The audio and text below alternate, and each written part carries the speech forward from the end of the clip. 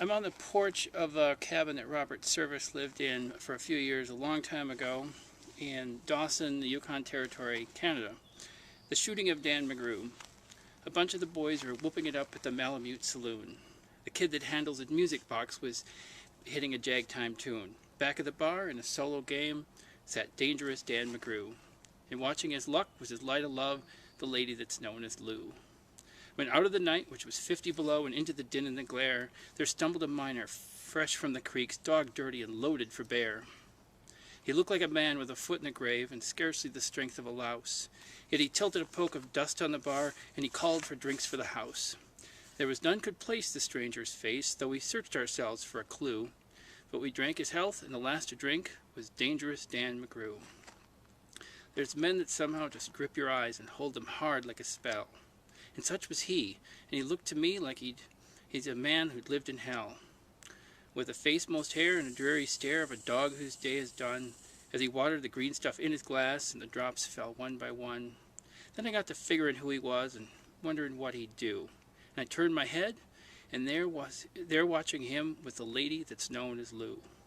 His eyes went rubbering around the room and seemed in kind of a daze, till at last the old piano fell in the way of his wandering gaze. The ragtime kid was having a drink. There was no one else at the stool, so the stranger stumbles across the room and flops down there like a fool. In a buckskin shirt that was glazed with dirt, he sat and I saw him sway. Then he clutched the keys with his talon hands. My God, but that man could play. Were you ever out in the great alone when the moon was awful clear and the icy mountains hemmed you in with a silence you most could hear? With only the howl of a timber wolf and you camped there in the cold. A half-dead thing in a stark-dead world, clean mad for the muck called gold. While high o'erhead, green, yellow, and red, the northern lights swept in bars, then you've a hunch what the music meant, hunger and night and the stars. And hunger not of the belly kind that's banished with bacon and beans, but the gnawing hunger of lonely men for a home and all that it means. For a fireside far from the cares that are, 4 walls and a roof above. But oh, so crammed full of cozy joy and crowned with a woman's love. A woman dearer than all the world and true as heaven is true.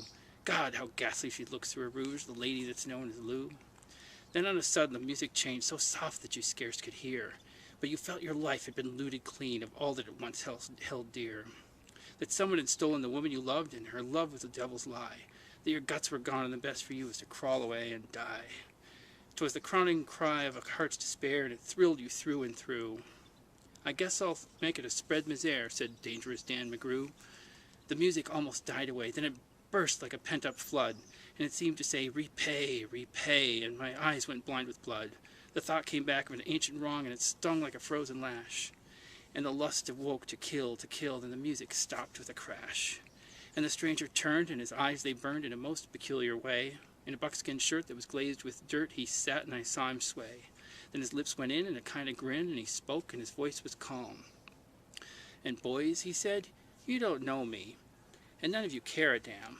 But I want to state, and my words are straight, and I'll bet my poke they're true, that one of you is a hound of hell, and that one is Dan McGrew. Then I ducked my head, and the lights went out, and 2 guns blazed in the dark, and the woman screamed, and lights went up, and 2 men lay stiff and stark. Pitched on his head, and pumped full of lead, was Dangerous Dan McGrew. While the man from the creeks lay clutched to the breast of the lady that's known as Lou. These are the simple facts of the case, and I guess I ought to know.